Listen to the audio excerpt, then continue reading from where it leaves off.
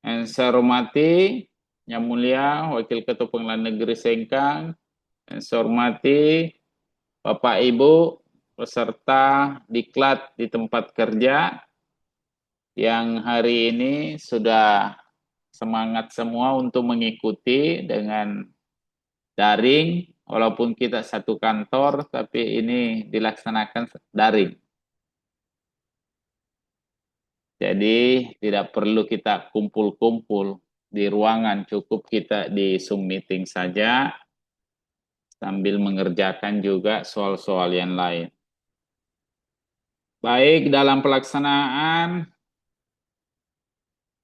diklat di tempat kerja ini ada beberapa materi yang akan dibawakan nanti oleh pemateri. Pak Wakil langsung nanti akan membawakan. Jadi pada hari ini tanggal 5 Maret 2026 bertepatan hari Kamis, kita mulai pelaksanaan diklat di tempat kerja ini. Mudah-mudahan ini bermanfaat untuk menambah wawasan dan ilmu pengetahuan. Alhamdulillah saya bersyukur kalau Bapak Ibu bersemangat mengikuti diklat ini. Karena walaupun ini sudah dari tahun 2023 ini tentang KUHP nasional ini, tapi belum terlalu akrab mungkin istilah-istilah yang ada di dalam KUHP ini, KUHP nasional. Ada istilah pemaafan hakim, living law, kemudian terkait dengan plea bargain dan lain-lain nantinya tentu didapatkan dalam diklat ini. Baik, diklat ini saya nyatakan dibuka dengan ucapan Bismillahirrahmanirrahim. Diklat di tempat kerja pada hari ini dimulai sampai tanggal berapa ini? Sampai besok Pak Ketua, besok Besok ya, kuhapnya. besok kuhapnya. Jadi 2 hari ini Betul. KUHP dan besok kuhapnya di supaya aktif juga untuk bertanya kalau ada yang mau bertanya ya, karena kalau kita bertanya itu langsung paham. Saya kira cukup sekian dari saya. Terima kasih semua atas perhatiannya. Assalamualaikum warahmatullahi wabarakatuh. Assalamualaikum Waalaikumsalam warahmatullahi wabarakatuh. warahmatullahi wabarakatuh.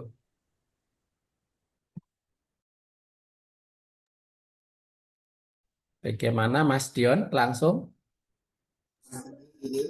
Siap Pak, saya menyerahkan untuk kegiatan selanjutnya kepada Notulen nih, MC ke Bu Indo Indong untuk Silakan. mulai Terima acara. kasih, Pak. Baiklah, acara selanjutnya kami persilahkan kepada pemateri Bapak Muhammad Nur Ibrahim untuk memberikan materinya. Dengan hormat dipersilahkan. Baik, terima kasih pada Ibu Moderator, Ibu Indo Enong atas kesempatan yang diberikan kepada saya. Bapak Ibu bisa mendengar suara saya dengan jelas? Bisa, Pak. Bisa, Pak. Oke, baik. Sudah bisa melihat tampilan materi di layar Bapak dan Ibu semuanya? Bisa, Pak. Bisa. Baik.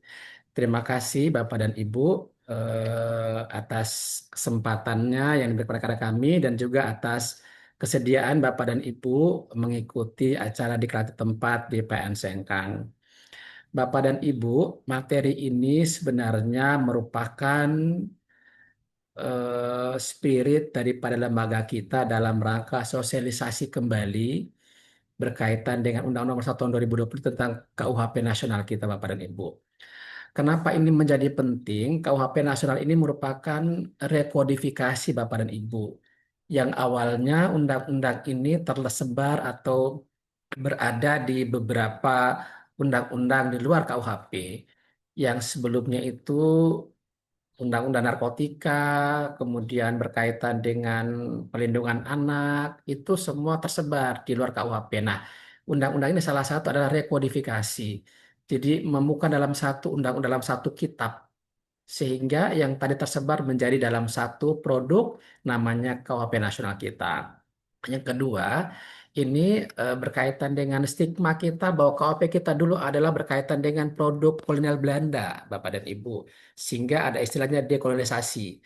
Jadi dengan adanya undang-undang atau KUHP baru ini, stigma bahwa ini produk daripada Belanda ini hilang dan ini menjadi produk murni buatan Indonesia sendiri, dalam hal ini pembuatan KUHP nasional kita.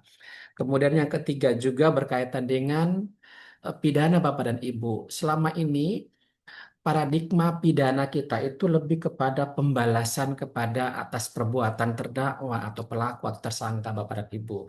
Nah, KUHP kita ini sudah menyeimbangkan antara kepentingan korban, kepentingan terdakwa, kemudian ada nanti muncul beberapa istilah tindakan dalam KUHP kita. Itu dalam rangka apa? Dalam rangka perlindungan dan penghormatan atau dalam istilah ini istilahnya diistilahkan dengan demokratisasi hukum. Artinya lebih kepada pemulihan keadaan semula. Jadi paradigma pembalasan menjadi paradigma restoratif. Itu yang dikembangkan atau itu menjadi semangat spirit dari pembuat undang-undang dalam hal ini KUHP nasional kita. Kemudian yang keempat justru dalam rangka mengharmonisasikan perkembangan hukum yang baru. Tentu KUHP yang lama ini lebih kepada paradigma pembalasan, kolonial Belanda. Nah, spirit daripada KUHP nasional adalah lebih kepada hukum yang hidup dalam masyarakat. Sehingga di dalam KUHP nanti itu ada istilah living law dan itu diatur secara khusus di dalam KUHP nasional kita. Baik, Bapak dan Ibu, kita lanjut. KUHP nasional kita itu disahkan pada tanggal 2 Januari 2023 dan mulai berlaku pada tanggal 2 Januari 2026. Jadi kurang lebih baru 3 bulan yang lalu berlaku KUHP kita yang baru ini, Bapak dan Ibu. Nah, perbedaan yang secara signifikan adalah KUHP yang lalu terdiri atas 3 buku. Buku 1, buku 2, buku ketiga. Dan sekarang undang-undang yang baru ini adalah hanya 2 buku. Yakni buku ke-1 tentang aturan hukum, buku kedua tentang tindak pidana. Dahulu dibagi antara kejahatan dan kealpaan, sekarang hanya tindak pidana istilahnya Bapak dan Ibu. Nah, di dalam buku 1 itu ada 4 bab, terdiri atas 187 pasal. Jadi pasal 1 sampai dengan pasal 187. Kemudian untuk buku kedua tentang tindak pidana, bab ada kurang lebih 37 bab di pasal 188 sampai dengan pasal 624. Baik, kita lanjut Bapak dan Ibu. Di dalam buku ke-1 ini ada 4 bab, yakni bab 1 tentang ruang lingkup berlakunya ketentuan perundang-undangan pidana, bab 2 berkaitan dengan tindak pidana dan pertanggungjawaban pidana, bab 3 berkaitan dengan pemidanaan, pidana dan tindakan, dan di KUHP yang lama itu tidak diatur masalah tindakan, sedangkan di KUHP nasional kita sudah diatur tentang tindakan. Bab 4 berkaitan dengan gugurnya kewenangan penuntutan dan pelaksanaan pidana. Baik, kita fokus ini pasal 1 ayat 1 ini berkaitan dengan asas legalitas Bapak dan Ibu. Kalau para sarjana hukum pasti akan tahu, ini tidak ada satu perbuatan pun yang dapat dikenai sanksi pidana dan atau tindakan kecuali atas kekuatan peraturan pidana dalam peraturan perundang-undangan yang telah ada sebelumnya. Itu diistilahkan dengan asas legalitas. Selanjutnya Bapak dan Ibu di dalam ayat 2 ini ada dikenal ini. Ketentuan sebagaimana pasal 1 ayat 1 tidak mengurangi berlakunya hukum yang hidup dalam masyarakat yang menentukan bahwa seseorang patut dipidana walaupun perbuatan tersebut tidak diatur dalam undang-undang ini.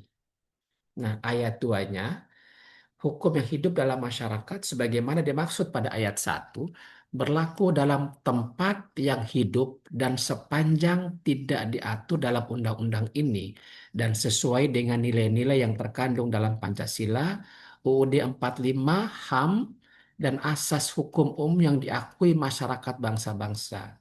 Nah, mengenai pasal 2 ayat 1 dan 2 ini sudah terbit Bapak dan Ibu PP nomor 55 tahun 2025 tentang tata cara dan kriteria penetapan hukum yang hidup dalam masyarakat. Nanti ini kaitannya dengan siapa yang bisa dipidana, objek apa yang bisa dipidana diatur lebih jelas tentang living law tersebut. Baik, kita lanjut Bapak dan Ibu.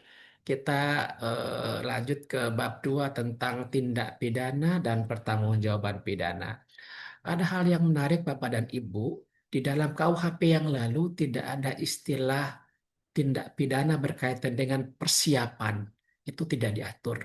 Nah, sedangkan sekarang itu diatur. Nah, baik sebelumnya kita pahaman dulu tindak pidana adalah perbuatan yang diancam dengan sanksi pidana dan atau tindakan lainnya. Dan itu semua dikatakan tindak pidana. Dahulu kita kenal istilah ada kejahatan dan kealpaan. Sedangkan sekarang semua dikatakan tindak pidana. Meskipun di dalam beberapa pasal ada tertulis karena kealpaan. Itu yang membedakan yang dahulu sama yang sekarang. Baik, ini Pak, Bapak, dan Ibu ada istilahnya pasal 15 berkaitan dengan persiapan. Jadi ini sebuah perbuatan yang dapat dipidana istilahnya. Jadi persiapan melakukan tindak pidana terjadi jika pelaku berusaha untuk mendapatkan atau menyiapkan sarana berupa alat, mengumpulkan informasi atau menyusun perencanaan tindakan, atau melakukan tindakan serupa yang dimaksudkan untuk dilakukannya suatu perbuatan yang secara langsung ditujukan bagi penyelesaian tindak pidana. Ini nanti ada titik singgung dengan percobaan Bapak dan Ibu. Jadi ada perbedaan nanti mendasar antara persiapan sebagai tindak pidana dan percobaan sebagai tindak pidana Bapak dan Ibu. Baik, kita lanjut. Maaf.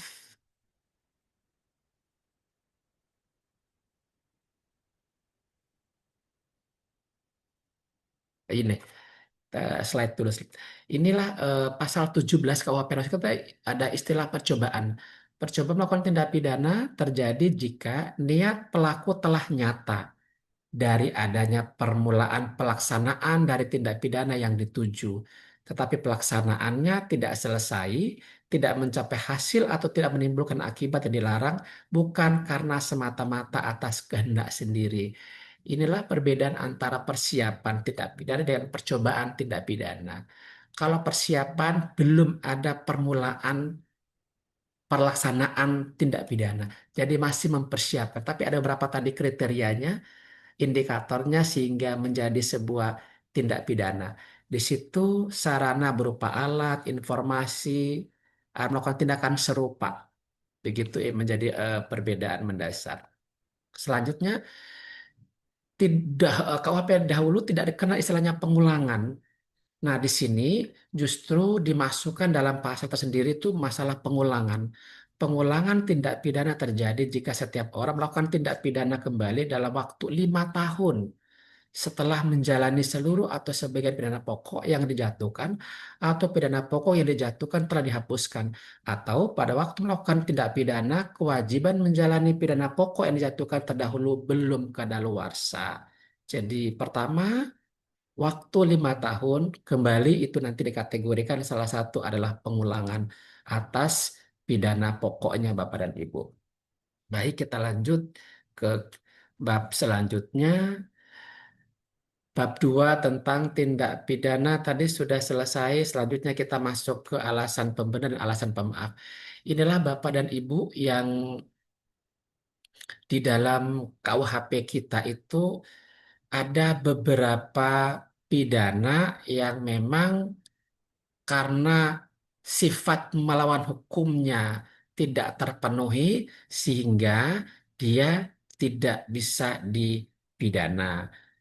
Jadi itu bukan merupakan tindak pidana. Ada juga Bapak dan Ibu yang memang perbuatan pidananya itu terbukti tapi tidak dimintai pertanggungjawaban pidana. Itu alasan pemaaf. Jadi ada dua alasan, ya ini alasan pembenar, alasan pemaaf. Baik, alasan pembenar Bapak dan Ibu itu diatur dalam pasal 31 sampai dengan pasal 35.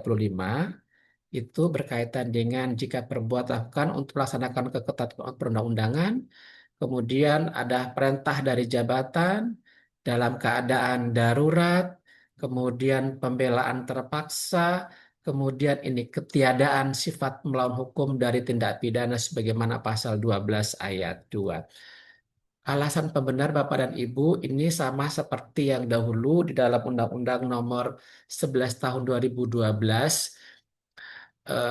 di versi yakni pemaafan bagi anak. Nah, dulu itu bukan sebagai alasan pemaaf Bapak dan Ibu. Jadi alasan maaf itu dulu bukan berkaitan dengan anak, tetapi dalam undang-undang yang baru ini anak yang belum berusia 12 tahun tidak dipidana itu sudah merupakan sebagai alasan pemaaf Bapak dan Ibu.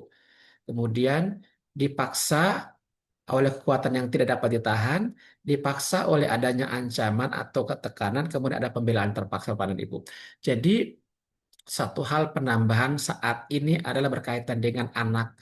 Dahulu pemaafan bagi anak itu bukan sebagai alasan pemaaf dalam KUHP, itu di luar KUHP, tapi saat ini sudah dimasukkan di dalam KUHP nasional kita. Baik. Nah, di dalam KUHP kita ada pidana dan tindakan bagi pelaku tindak pidana. Nah, dahulu Bapak dan Ibu, rezim dahulu, jadi pidana pokok itu adalah pidana mati, pidana penjara, denda, dan seterusnya. Nah, saat ini pidana pokok kita itu bukan pidana mati, bukan lagi menjadi pidana pokok. Jadi pidana mati itu pidana bersifat khusus. Jadi KUHP kita itu sudah terjadi pergeseran paradigma. Pidana pokok kita hanya terdiri atas kurang lebih 5 pidana, yakni pidana penjara, pidana denda, tutupan, kerja sosial, dan pengawasan. Jadi nanti Bapak dan Ibu jangan heran tiba-tiba nanti ada putusan hakim, kok ini kenapa cuma denda, kok ini kenapa kerja sosial, ini kenapa pengawasan. Itu terjadi pergeseran paradigma KUHP kita yang tadinya itu penjara itu menjadi pidana utama, sekarang bergeser. Jadi pidana penjara itu merupakan pidana yang bersifat terakhir atau ultimum remedium. Baik, untuk pidana tambahan sama seperti KUHP yang lama, tapi beberapa penambahan berkaitan dengan pemenuhan kewajiban adat setempat. Inilah yang diatur nanti di dalam beberapa PP maupun ketentuan lainnya. Nah, di bagian C ini Bapak dan Ibu, inilah pidana mati ini bersifat khusus karena dia bersifat alternatif. Diatur dalam KUHP kita bahwa pidana yang bersifat khusus untuk tindak pidana tertentu untuk oleh undang-undang ini pidana mati Bapak dan Ibu, begitu dikatakan pidana mati. Maaf ini lupa ditulis pidana matinya. Baik, tindakan di dalam KUHP kita itu yang selama ini dari Bapak Ibu sebagai panitera pengganti sudah terbiasa untuk perkara-perkara anak itu ada namanya pelatihan kerja. Tapi saat ini nanti ada tindakan-tindakan berupa konseling, rehabilitasi, pelatihan kerja, perawatan di lembaga, dan atau perbaikan akibat tindak pidana. Itu tindakan-tindakan nanti yang akan dijatuhkan hakim karena apa? Memang di dalam KUHP kita telah diatur pidana itu tidak hanya pidana pokok tapi juga berupa tindakan khusus perkara-perkara tertentu. Tindakan yang dapat dikenakan kepada setiap orang sebagaimana pasal 38 dan ayat dan 3 berupa rehabilitasi, penyerahan kepada seseorang, perawatan di lembaga, penyerahan kepada pemerintah dan atau perawatan di rumah sakit. Baik, Di dalam KUHP yang lalu tidak diatur berkaitan dengan pidana korporasi, Bapak dan Ibu. Nah, saat ini di KUHP kita telah diatur pidana korporasi. Nah, kenapa tidak menutup kemungkinan di PN Sengkang itu bisa dikenakan terhadap pelaku tindak pidana korporasi? Bisa saja sebuah PT melakukan tindak pidana, maka yang tuntut adalah korporasi, meskipun nanti yang dihadirkan adalah pihak yang bertanggung jawab dalam hal ini sebagaimana yang diatur di dalam ADART perusahaan tersebut atau PT tersebut. Nah, di dalam pidana dan tindakan baik korporasi, pidana pokoknya hanya pidana denda Bapak dan Ibu. Jadi dia tidak pidana penjara atau sebagainya. Kecuali nanti tidak terpenuhi, nanti ada beberapa alternatif lainnya. Baik, pidana tambahan ini berkaitan dengan pembayaran ganti rugi, perbaikan akibat tindak pidana, pelaksanaan kewajiban telah dilalaikan, pemenuhan kewajiban adat, berkaitan dengan pembiayaan pelatihan kerja, perampasan barang atau keuntungan yang diperoleh dari tindak pidana, kemudian sampai yang terakhir berkaitan dengan pembubaran korporasi. Itu bagian daripada pidana tambahan Bapak dan Ibu. Nah, selanjutnya untuk tindakan pada korporasi, satu berkaitan dengan pengambilan korporasi, dua penempatan korporasi di bawah pengawasan dan atau penempatan korporasi di bawah pengampuan. Baik, ini slide-nya sebentar lagi nggak lama.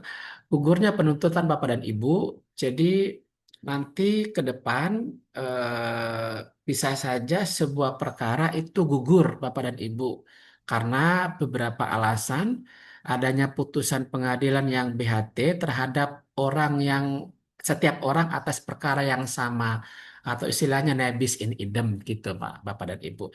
Yang kedua tersangka atau terdakwa meninggal dunia, kadaluarsa, kemudian maksimum pidana denda dibayar dengan sukarela bagi tindak pidana yang hanya diancam dengan pidana denda paling banyak kategori 2. Kemudian maksimum pidana dengan kategori 4 dibayar dengan sukarela bagi tindak pidana yang diancam dengan pidana penjara paling lama 1 tahun atau pidana denda paling banyak kategori 3. Ditarik pengaduan bagi tindak pidana aduan, telah ada penyelesaian di luar proses peradilan, atau yang selanjutnya diberikan amnesti dan abolisi. Ini kemarin Bapak dan Ibu lihat di televisi beberapa terdakwa yang di amnesti atau rehabilitasi atau diabolisi oleh Pak Presiden, Bapak dan Ibu. Baik, pasal 618 ini berkaitan dengan berlakunya Undang-Undang KUHP baru ini, kapan seseorang ini bisa dikenakan KUHP nasional kita. Jadi pada saat undang-undang ini berlaku, tindak pidana yang sedang dalam proses peradilan menggunakan ketentuan undang-undang ini, kecuali undang-undang yang mengatur tindak pidana tersebut lebih menguntungkan bagi tersangka atau terdakwa. Kemudian yang terakhir ini berkaitan dengan pasal ketentuan yang dicabut. Saya pikir itu saja Bapak dan Ibu. Eh, dan di dalam undang-undang ini juga telah ada untuk Mahkamah Agung sudah ada Sema 1 tahun 2026 tentang pedoman pelaksanaan daripada KUHP dan KUHAP. Saya kira itu saja yang bisa saya sampaikan materinya. Saya kembalikan kepada moderator. Terima kasih Bapak. Demikianlah materi yang dibawakan oleh Bapak Wakil Ketua Pengadilan Sengkang. Selanjutnya memasuki sesi tanya jawab. Kalian persilakan kepada peserta yang ingin mengajukan pertanyaan untuk angkat tangan. Silakan Bapak Ibu untuk mengaktifkan mic-nya. Ya, ada Pak Armansyah. Silakan Pak. Ya, izin yang kami hormati yang mulia Pak Ketua, Bapak Wakil, beserta teman-teman peserta yang hadir dalam Zoom pada hari ini. Izin Pak, pertanyaan saya ada dua Pak. Yang pertama itu bagaimana Pak korelasi antara Living Law, hukum adat dengan KUHP yang nomor 1 tahun 2025. Terus izin Pak, pertanyaan yang kedua adalah tadi pada di slide halaman 8 di bagian B ada Pak yang mengenai pidana tambahan yang pengumuman putusan hakim. Iya. Izin Pak, maksudnya apakah amar atau putusan yang telah diupload di e-court itu atau di e-berpadi itu adalah sudah termasuk dalam bahwa putusan hakim tersebut sudah diumumkan. Ya.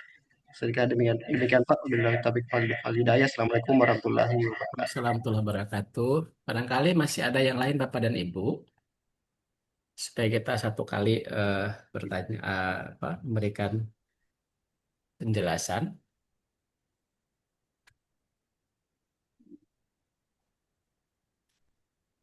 Silahkan Bapak Ibu, siapa tahu yang ada yang masih mau bertanya.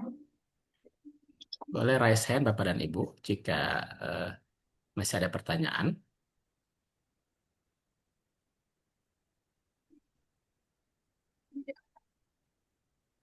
Baik, jika tidak ada, saya menjawab terlebih dahulu pertanyaan daripada Pak Armansa berkaitan dengan korelasi antara living law dengan KUHP nasional kita. Baik, Bapak Ibu, ada beberapa tadi kriteria yang sudah kami sampaikan. Pertama, syaratnya itu tidak diatur di dalam KUHP nasional.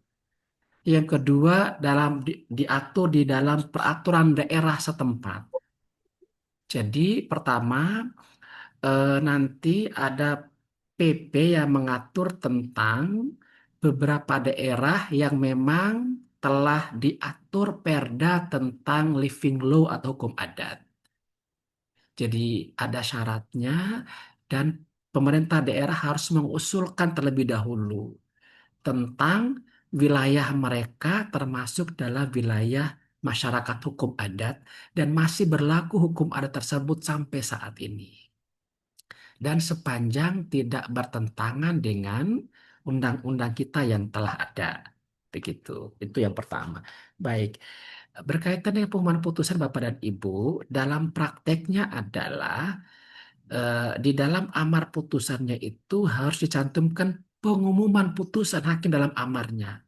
Nah, meskipun saat ini adalah kita dengan adanya SIPP sudah publish, tetapi dalam amar harus diumumkan pengumuman putusan hakim di dalam produk amar putusannya.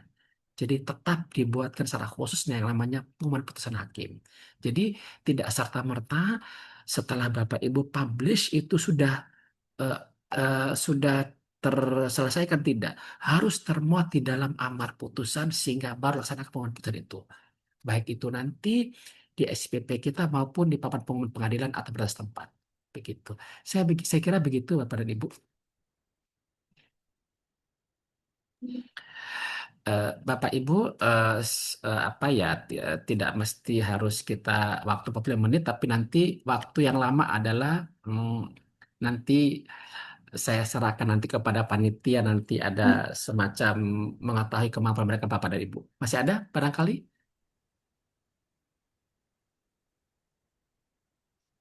Kalau tidak ada nanti kita selesaikan, tapi nanti ada semacam pop quiz ya, ada post test ya dari panitia ya. Oke. Oke. Masih ada lagi Bapak Ibu? Iya, nanti Bapak dan Ibu 2 hari materi nanti itu akan ada nanti kejutan pada belakangan nanti kepada Bapak dan Ibu semuanya. Oke. Silakan saya kembali kepada moderator. Jika sudah tidak ada pertanyaan lagi, kita lanjutkan untuk menjawab kuis yang telah disiapkan pemateri melalui kolom chat. Silahkan terpilihnya, login dengan akun Gmail dan silahkan memulai dengan menjawab pertanyaan dengan waktu 3 menit.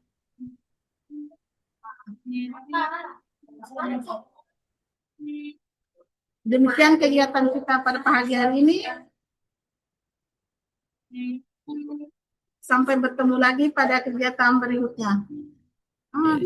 Baik, terima kasih. Saya serahkan kembali kepada panitia untuk dibuka link untuk tesnya. Silakan.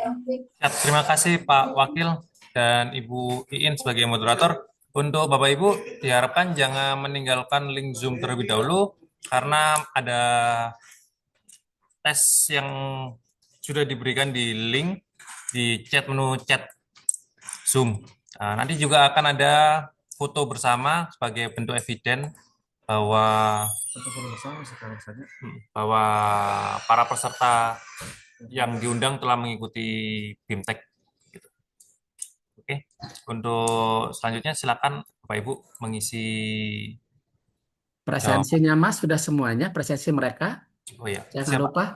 Ya, untuk presensi saya bantu kirim ulang lagi. Linknya ada di chat.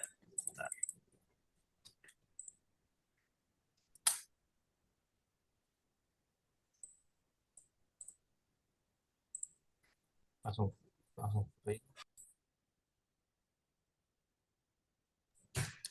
Tapi Bapak Ibu boleh untuk bantuannya diaktifkan kameranya. Saya bantu untuk dokumentasi terkait peserta yang mengikuti BIMTEK di tempat kerja. Oke, kasih senyum terbaiknya. Oke, hitungan ketiga. 2, 3. Oke, terima kasih Bapak Ibu. Silakan melanjutkan lagi untuk menjawab soalnya. Terima kasih. Mas, saya boleh tinggalkan dulu? Sudah boleh. Makasih. Terima kasih kepada Pak Wakil. Terima kasih banyak. Ya. Oke.